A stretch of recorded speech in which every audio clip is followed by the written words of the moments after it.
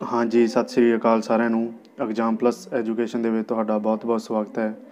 ਦੋਸਤੋ, ਇਸ ਵੀਡੀਓ ਦੇ ਵਿੱਚ ਆਪਾਂ ਇੰਡੀਅਨ ਹਿਸਟਰੀ ਦੇ MCQ ਸਟਾਰਟ ਕੀਤੇ ਹੋਏ ਨੇ, ਜਿਹੜੇ ਕਿ ਸਾਰੇ ਐਗਜ਼ਾਮ ਲਈ ਬੈਨੀਫੀਸ਼ੀਅਲ ਹੈ। ਚਾਹੇ ਤੁਸੀਂ ਪੰਜਾਬ ਪੁਲਿਸ ਦਾ ਐਗਜ਼ਾਮ ਦੇਣਾ ਹੈ, ਚਾਹੇ PPSC ਦਾ ਐਗਜ਼ਾਮ ਦੇਣ ਜਾ ਰਹੇ ਹੋ, ਜਾਂ PSSB ਦਾ, ਜਾਂ ਪੰਜਾਬ ਸਟੇਟ ਵੱਲੋਂ ਹੋਰ ਵੀ ਜਿੰਨੇ ਵੀ ਐਗਜ਼ਾਮ ਲਏ ਜਾਂਦੇ ਨੇ ਉਹਨਾਂ ਦੇ ਲਈ ਸਾਰਿਆਂ ਲਈ ਇਹ ਬੈਨੀਫੀਸ਼ੀਅਲ ਹੈ। ਚਾਹੇ ਮਾਸਟਰ ਕੈਡਰ ਦਾ ਹੋ ਗਿਆ, ठीक है। तो यदि तुसी PDF भी डाउनलोड कर सकते हो। नीचे डिस्क्रिप्शन दे विच टैलीग्राम चैनल का लिंक दिता हुआ है, उत्थों तुसी PDF डाउनलोड कर सकते हो। तो हुण आपां देखते हैं अपना क्वेश्चन अज।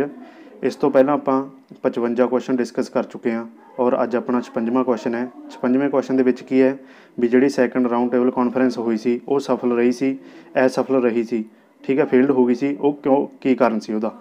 जे पहलां आपां राउंड टेबल कॉन्फ्रेंस की गल करिए तो 3 राउंड टेबल कॉन्फ्रेंसा हुई सी, जिहदे विच पहली, दूजी और तीजी। ये तिन्ने राउंड टेबल कॉन्फ्रेंस की तुहानूं डेट याद रखनी बहुत जरूरी है, क्योंकि पेपर दे विच बार बार क्वेश्चन इन्हां विचों ही बनता है। जिहड़ी पहली राउंड टेबल कॉन्फ्रेंस हुई सी, गोलमेज सम्मेलन बोलते हैं जिन्हों आपां, तो वो हुई सी 12 नवंबर 1930 नूं तो लैके 19 जनवरी 1931 तक, ठीक है जी। 19 जनवरी 1931 तक जिहड़ी ये पहली हुई सी, इहदे विच की सीगा, इहदे विच डिस्कस करना सी साइमन रिपोर्ट बारे, जिहड़ा 1928 दे विच साइमन कमीशन आया सी इंडिया दे विच, उहदे बारे डिस्कस करना सी पहली राउंड टेबल कॉन्फ्रेंस दे विच, ठीक है। फिर जिहड़ी सैकंड हुई सी वो हुई सी सितंबर 1931 तो लैके 1 दसंबर 1931 तक, 1 दसंबर 1931 तक। तो इहदे विच INC वालों केवल गांधी जी ने हिस्सा लिया सीगा, ठीक है। सैकंड राउंड टेबल कॉन्फ्रेंस दे विच गांधी जी ने हिस्सा लिया सी। ते जे आपां गल करिए थर्ड राउंड टेबल कॉन्फ्रेंस की, तो ये हुई सी 17 नवंबर 1932 तो लैके 24 दसंबर 1932 तक, ठीक है। ये 3 राउंड टेबल कॉन्फ्रेंसा हुई सी जिहड़ियां तुसीं याद रखणियां। और तिन्ने राउंड टेबल कॉन्फ्रेंसा दे विच हिस्सा लैण वाले जिहड़े बंदे सी वो कौन कौन सी, एक तो डॉक्टर BR अंबेडकर सीगे, BR अंबेडकर, ठीक है। और दूसरे सी तेज बहादुर सप्रू, तेज बहादुर सप्रू, इन्हां नाल सीगे, ठीक है। और जे आपां औरतां दी गल करिए तो इन्हां सरोजनी नायडू ने हिस्सा लिया सी तिन्ने राउंड टेबल कॉन्फ्रेंस दे विच, ठीक है जी। तो ये चीज़ां तुसीं याद रखणियां। तो इहदा राइट आंसर बनूगा जी option number A, communal representation, ठीक है। फिरकू नुमाइंदगी दे करके ये फेल हो गई सी दूजी राउंड टेबल कॉन्फ्रेंस, ठीक है। तो इहदा राइट आंसर है जी ऑप्शन नंबर A।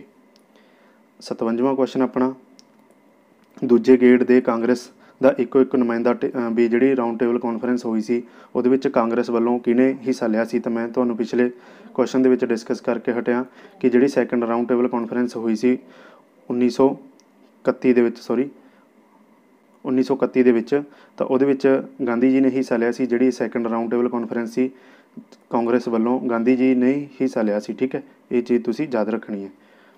तो इहदा राइट आंसर हो जाऊगा जी महात्मा गांधी। और Tej Bahadur Sapru plus doctor BR Ambedkar जिन्हों ने तिन्ने राउंड टेबल कॉन्फ्रेंस के विच हिस्सा लिया सी। जे आपां सुभाष चंद्र बोस जी की गल करिए तो इन्होंने दिल्ली चलो का नारा दिता सी।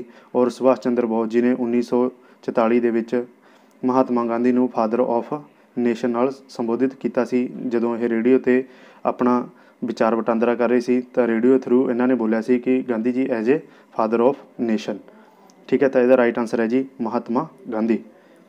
नैक्सट क्वेश्चन है, the permanent settlement introduce by Cornwallis is in the Bengal is known as, भी जिहड़ी कॉर्नवालिस ने परमानेंट सैटलमेंट इंट्रोड्यूस किया सी बंगाल दे विच, उहनूं किस नाम नाल जाणिया जांदा सी।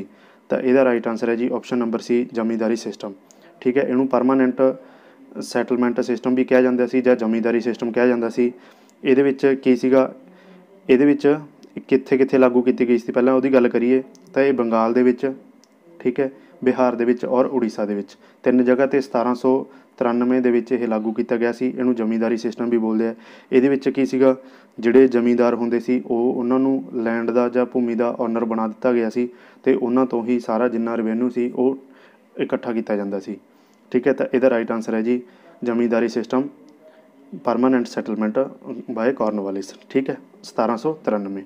जे आपां रयतवारी सिस्टम की गल करिए, रयतवारी दे विच की सी, तो ये स्टार्ट किहने कीता सी, थॉमस मुनरो ने, थॉमस मुनरो ने स्टार्ट किया सी।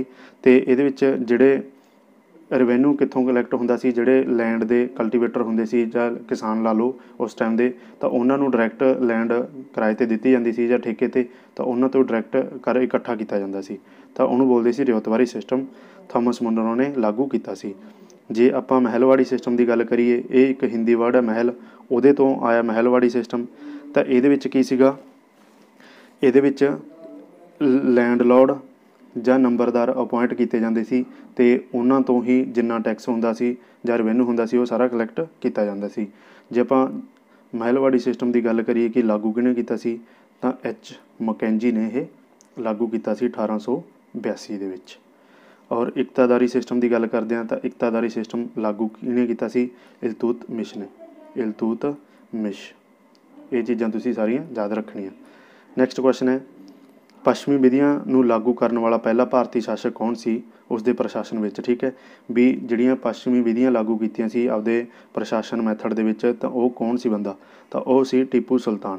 ਟੀਪੂ ਸੁਲਤਾਨ ਦੁਆਰਾ ਪੱਛਮੀ ਜਿਹੜੀਆਂ ਵਿਧੀਆਂ ਸੀਗੀਆਂ ਉਹ ਲਾਗੂ ਕੀਤੀਆਂ ਗਈਆਂ ਸੀ ਆਪਦੇ ਕਾਰਜਕਾਲ ਦੌਰਾਨ। ਠੀਕ ਹੈ, ਅਤੇ ਆਪਾਂ ਟੀਪੂ ਸੁਲਤਾਨ ਦੀ ਗੱਲ ਕਰੀਏ ਤਾਂ ਇਹਨੂੰ ਟਰੀ ਆਫ ਲਿਬਰਟੀ ਵੀ ਕਿਹਾ ਜਾਂਦਾ ਹੈ।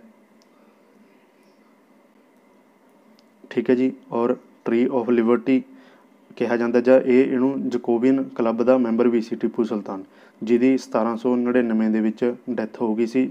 ਜਿਹੜੀ ਇਹਦੀ ਕੈਪੀਟਲ ਸੀ ਜਾਂ ਰਾਜਧਾਨੀ ਸੀ ਸ਼੍ਰੀਰੰਗਾਪਟਨਮ, ਉੱਥੇ ਇਹਦੀ ਡੈਥ ਹੋ ਗਈ ਸੀ 1799 ਦੇ ਵਿੱਚ। ਇਹ ਚੀਜ਼ ਤੁਸੀਂ ਯਾਦ ਰੱਖਣੀ ਹੈ।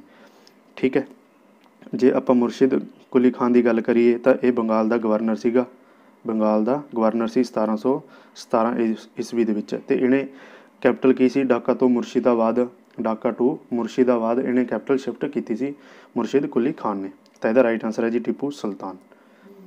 ਨੈਕਸਟ ਕੁਐਸਚਨ ਹੈ, the capital of Tipu Sultan where he died while fighting the 4th Anglo Mysore war in 1799। ਵੀ ਜਦੋਂ ਚੌਥਾ ਮੈਸੂਰ ਯੁੱਧ ਹੋਇਆ ਸੀਗਾ 1799 ਦੇ ਵਿੱਚ, ਉੱਥੇ ਟੀਪੂ ਸੁਲਤਾਨ ਦੀ ਡੈਥ ਹੋ ਗਈ ਸੀ, ਤਾਂ ਉਸ ਵੇਲੇ ਉਹਦੀ ਰਾਜਧਾਨੀ ਕਿਹੜੀ ਸੀ। ਆਪਾਂ ਪਿਛਲੇ ਕੁਐਸਚਨ ਦੇ ਵਿੱਚ ਡਿਸਕਸ ਕੀਤਾ ਹੈ ਸ਼੍ਰੀਰੰਗਾਪਟਨਮ। ਸ਼੍ਰੀਰੰਗਾਪਟਨਮ ਉਦੋਂ ਰਾਜਧਾਨੀ ਸੀ 1799 ਦੇ ਵਿੱਚ ਜਦੋਂ ਟੀਪੂ ਸੁਲਤਾਨ ਦੀ ਡੈਥ ਹੋਈ ਹੈ। ਜੇ ਆਪਾਂ ਗੱਲ ਕਰੀਏ ਮੈਸੂਰ ਵਾਰ ਦੀ, ਤਾਂ 4 ਮੈਸੂਰ ਵਾਰ ਹੋਏ ਨੇ। ਠੀਕ ਹੈ, ਪਹਿਲਾ, ਦੂਜਾ, ਤੀਜਾ ਔਰ ਚੌਥਾ। ਠੀਕ ਹੈ, ਇਹਨਾਂ ਦੀ ਡੇਟ ਤੁਸੀਂ ਯਾਦ ਰੱਖਣੀ ਹੈ ਕਦੋਂ ਕਦੋਂ ਹੋਇਆ। ਜਿਹੜਾ ਪਹਿਲਾ ਯੁੱਧ ਹੋਇਆ ਸੀ 1766 ਤੋਂ ਲੈ ਕੇ 69 ਤੱਕ ਹੋਇਆ ਸੀ ਪਹਿਲਾ ਯੁੱਧ। ਠੀਕ ਹੈ, ਜਿਹਦੇ ਵਿੱਚ ਹੈਦਰ ਅਲੀ ਅਤੇ ਬ੍ਰਿਟਿਸ਼ ਦੀ ਲੜਾਈ ਹੋਈ ਸੀ, ਜਿਹਦੇ ਵਿੱਚ ਹੈਦਰ ਅਲੀ ਜਿੱਤ ਗਿਆ ਸੀਗਾ। ਔਰ ਇਸ ਤੋਂ ਬਾਅਦ ਟਰੀਟੀ ਆਫ ਮਦਰਾਸ ਸਾਈਨ ਹੋਈ ਸੀ, ਯਾਨੀ ਕਿ ਮਦਰਾਸ ਦੀ ਸੰਧੀ ਸਾਈਨ ਹੋਈ ਸੀ। ਠੀਕ ਹੈ, ਪਹਿਲੇ ਯੁੱਧ ਤੋਂ ਬਾਅਦ। ਔਰ ਜਿਹੜਾ ਦੂਜਾ ਯੁੱਧ ਹੋਇਆ ਸੀ ਉਹ ਹੋਇਆ ਸੀ 1780 ਤੋਂ ਲੈ ਕੇ 84 ਤੱਕ। ਅਤੇ ਇਹਦੇ ਵਿੱਚ ਕੀ ਹੈ, ਮੰਗਲੌਰ ਦੀ ਜਿਹੜੀ ਸੰਧੀ ਸੀ ਉਹ ਸਾਈਨ ਹੋਈ ਸੀ ਸੈਕੰਡ ਯੁੱਧ ਵੇਲੇ। ਠੀਕ ਹੈ, ਜਿਹੜਾ ਥਰਡ ਯੁੱਧ ਸੀਗਾ ਉਹ ਕਦੋਂ ਹੋਇਆ ਸੀ 1789 ਤੋਂ ਲੈ ਕੇ 92 ਤੱਕ। ਔਰ ਇਹਦੇ ਵਿੱਚ ਸ਼੍ਰੀਰੰਗਾਪਟਨਮ ਦੀ ਜਿਹੜੀ ਸੰਧੀ ਸੀ ਉਹ ਸਾਈਨ ਹੋਈ ਸੀ।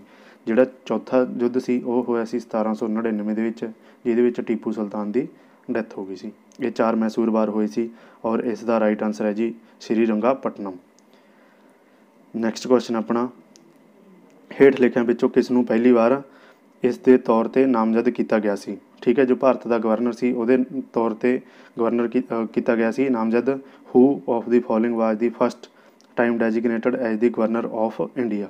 ਤਾਂ ਇਹਦਾ ਰਾਈਟ ਆਂਸਰ ਹੈ ਜੀ, ਰਾਈਟ ਆਂਸਰ ਵਾਰਨ ਹੈਸਟਿੰਗਸ। ਵਾਰਨ ਹੈਸਟਿੰਗਸ ਨੂੰ ਭਾਰਤ ਦਾ ਗਵਰਨਰ ਨਾਮਜ਼ਦ ਕੀਤਾ ਗਿਆ ਸੀਗਾ।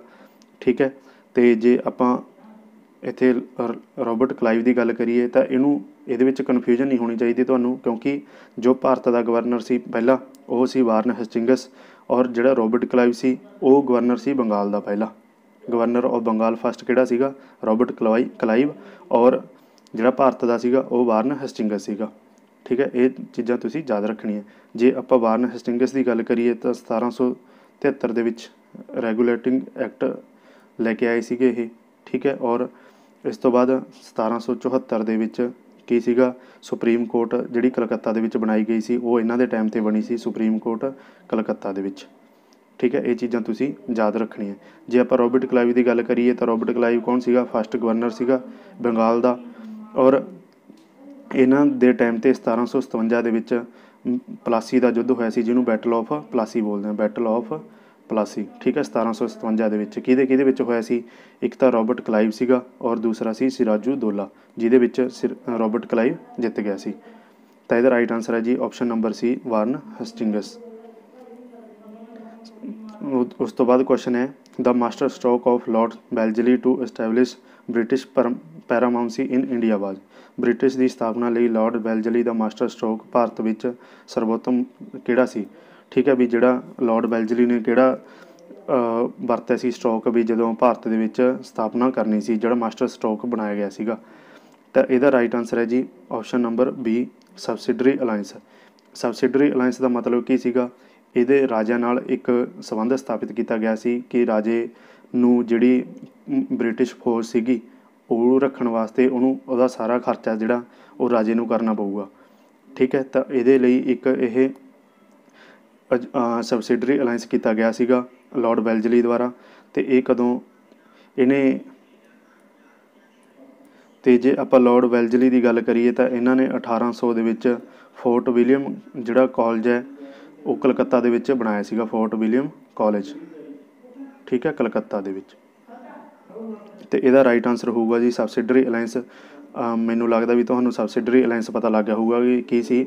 ਇਹਦੇ ਵਿੱਚ ਜਿਹੜੀ ਬ੍ਰਿਟਿਸ਼ ਫੌਜ ਸੀ ਉਹਦੀ ਦੇਖਭਾਲ ਲਈ, ਠੀਕ ਹੈ, ਅੰਗਰੇਜ਼ਾਂ ਨੂੰ ਸਬਸਿਡੀ ਦੇਣਾ ਲਾਜ਼ਮੀ ਕੀਤਾ ਗਿਆ ਸੀਗਾ, ਠੀਕ ਹੈ, ਜਿਹੜੇ ਆਪਣੇ ਰਾਜੇ ਹੁੰਦੇ ਸੀਗੇ ਉਹਨਾਂ ਵੱਲੋਂ। ਤਾਂ ਇਹ ਸਬਸਿਡਰੀ ਅਲਾਇੰਸ ਸੀਗਾ। ਤਾਂ ਇਹਦਾ ਰਾਈਟ ਆਂਸਰ ਹੈ ਜੀ option number B. Next question ਹੈ, the death of millions of Indian in frequent famines which visited India during 19th century were mainly due to. Indian ਦੇ ਲੱਖਾਂ ਲੋਕਾਂ ਦੀ ਮੌਤ ਵਾਰ-ਵਾਰ ਅਕਾਲ ਪੈਣ ਨਾਲ ਜੋ 19ਵੀਂ ਸਦੀ ਦੌਰਾਨ ਭਾਰਤ ਦਾ ਦੌਰਾ ਕੀਤਾ ਮੁੱਖ ਤੌਰ 'ਤੇ ਕਿਸ ਦਾ ਕਾਰਨ ਸੀ? ਵੀ ਜੋ 19ਵੀਂ ਸਦੀ ਦੇ ਵਿੱਚ ਭਾਰਤੀ ਲੋਕਾਂ ਦੀ ਮੌਤ ਹੋਈ ਸੀ ਵੀ ਉਦੋਂ ਕਿਸ ਦਾ ਕਾਰਨ ਰਿਹਾ ਸੀ? ਤਾਂ ਇਹਦਾ ਰਾਈਟ ਆਂਸਰ ਕੀ ਸੀਗਾ? Option number C, poor purchasing power of the people due to their extreme poverty and rise in price. ਵੀ ਲੋਕਾਂ ਕੋਲ ਇੰਨਾ ਧਨ ਨਹੀਂ ਸੀਗਾ ਵੀ ਆਪਦੇ ਖਾਣ ਪੀਣ ਵਾਸਤੇ ਉਹ ਚੀਜ਼ਾਂ ਖਰੀਦ ਸਕਣ, ਉਹਦੇ ਕਰਕੇ ਕੀ ਹੈ ਲੋਕਾਂ ਦੀ ਬਹੁਤ ਜ਼ਿਆਦਾ ਡੈਥ ਹੋ ਗਈ ਸੀ ਕਿਉਂਕਿ ਪ੍ਰਾਈਜ਼ ਬਹੁਤ ਜ਼ਿਆਦਾ ਹਾਈ ਸੀਗੇ, ਇਸ ਕਰਕੇ ਲੋਕ ਚੀਜ਼ਾਂ ਨਹੀਂ ਖਰੀਦ ਪਾਉਂਦੇ ਸੀਗੇ।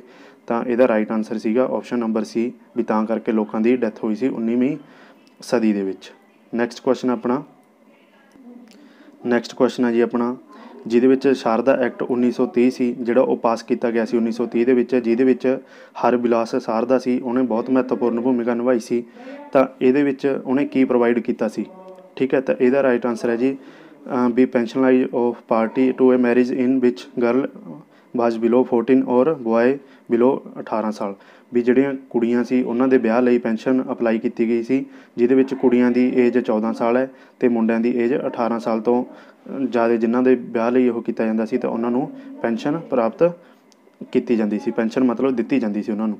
ਤਾਂ ਇਹ ਸੀ ਸ਼ਾਰਦਾ ਬਿੱਲ ਐਕਟ, ਠੀਕ ਹੈ, ਜਿਹੜਾ ਹਰਬਿਲਾਸ ਸਾਰਦਾ ਨੇ ਬਹੁਤ ਮਹੱਤਵਪੂਰਨ ਭੂਮਿਕਾ ਨਿਭਾਈ ਸੀ ਇਹਦੇ ਵਿੱਚ। ਅਤੇ ਅੱਜ ਦਾ ਲਾਸਟ ਕੁਐਸਚਨ ਹੈ, the nawab of Awadh who permanently transferred his capital from Faizabad to Lucknow was. ਵੀ ਉਹ ਕਿਹੜਾ ਨਵਾਬ ਸੀ ਅਵਧ ਦਾ ਜਿਹਨੇ ਫੈਜ਼ਾਬਾਦ ਟੂ ਲਖਨਊ ਆਪਦੀ ਕੈਪੀਟਲ ਸ਼ਿਫਟ ਕੀਤੀ ਸੀ? ਤਾਂ ਇਹਦਾ ਰਾਈਟ ਆਂਸਰ ਹੈ ਜੀ ਅਸਫਦੁੱਲਾ, ਆਪਸ਼ਨ ਨੰਬਰ ਸੀ। ਤਾਂ ਜਿਹਨੇ ਫੈਜ਼ਾਬਾਦ ਤੋਂ ਲਖਨਊ ਜਿਹੜੀ ਕੈਪੀਟਲ ਸੀ ਟਰਾਂਸਫਰ ਕੀਤੀ ਸੀ, ਇਹ ਸੀ ਨਵਾਬ ਆਫ ਅਵਧ ਦਾ ਨਵਾਬ ਸੀਗਾ ਜਿਹਨੇ ਇਹ ਕੈਪੀਟਲ ਟਰਾਂਸਫਰ ਕੀਤੀ ਸੀ। ਤਾਂ ਆਈ ਹੋਪ ਕਿ ਤੁਹਾਨੂੰ ਇਹ ਵੀਡੀਓ ਵਧੀਆ ਲੱਗੀ ਹੋਊਗੀ ਕਿਉਂਕਿ ਆਪਾਂ ਇਹਦੇ ਵਿੱਚ ਸਾਰੇ ਕੁਐਸਚਨ ਬਹੁਤ ਡਿਟੇਲ ਨਾਲ ਡਿਸਕਸ ਕਰਦੇ ਹਾਂ, ਐਕਸਟਰਾ ਫੈਕਟਰ ਦੱਸਦੇ ਹਾਂ। ਤਾਂ ਤੁਸੀਂ ਵੀਡੀਓ ਨੂੰ ਲਾਸਟ ਤੱਕ ਦੇਖਿਆ ਕਰੋ। ਅਤੇ ਅੱਜ ਦੀ ਵੀਡੀਓ ਦੇ ਵਿੱਚ ਇੰਨਾ ਹੀ। ਅਤੇ ਜੇ ਤੁਹਾਨੂੰ ਕੋਈ ਡਾਊਟ ਹੈ ਤਾਂ ਤੁਸੀਂ ਸਾਨੂੰ ਇੰਸਟਾਗ੍ਰਾਮ 'ਤੇ ਟੈਲੀਗ੍ਰਾਮ 'ਤੇ ਸਾਨੂੰ ਫੋਲੋ ਕਰ ਸਕਦੇ ਹੋ ਔਰ ਇਹ ਸਾਡਾ ਵਟਸਐਪ ਨੰਬਰ ਹੈ, ਤੁਸੀਂ ਸਾਨੂੰ ਮੈਸੇਜ ਜਾਂ ਕਾਲ ਕਰ ਸਕਦੇ ਹੋ। ਔਰ ਜੇ ਕੋਈ ਹੋਰ ਡਾਊਟ ਹੁੰਦਾ ਤਾਂ ਤੁਸੀਂ ਸਾਨੂੰ ਮੇਲ ਵੀ ਕਰ ਸਕਦੇ ਹੋ। ਤਾਂ ਸਾਨੂੰ ਇੰਸਟਾਗ੍ਰਾਮ 'ਤੇ ਫੋਲੋ ਕਰੋ, ਉੱਥੇ ਵੱਧ ਅਸੀਂ ਐਕਟਿਵ ਰਹਿੰਦੇ ਹਾਂ। ਤਾਂ ਤੁਸੀਂ ਕੋਈ ਵੀ ਡਾਊਟ ਉੱਥੇ ਭੇਜ ਕੇ ਪੁੱਛ ਸਕਦੇ ਹੋ। ਅੱਜ ਦੀ ਵੀਡੀਓ ਦੇ ਇੰਨਾ ਹੀ। ਧੰਨਵਾਦ। ਲਾਈਕ ਕਰਿਓ, ਸ਼ੇਅਰ ਕਰਿਓ ਅਤੇ ਸਬਸਕ੍ਰਾਈਬ ਕਰਿਓ।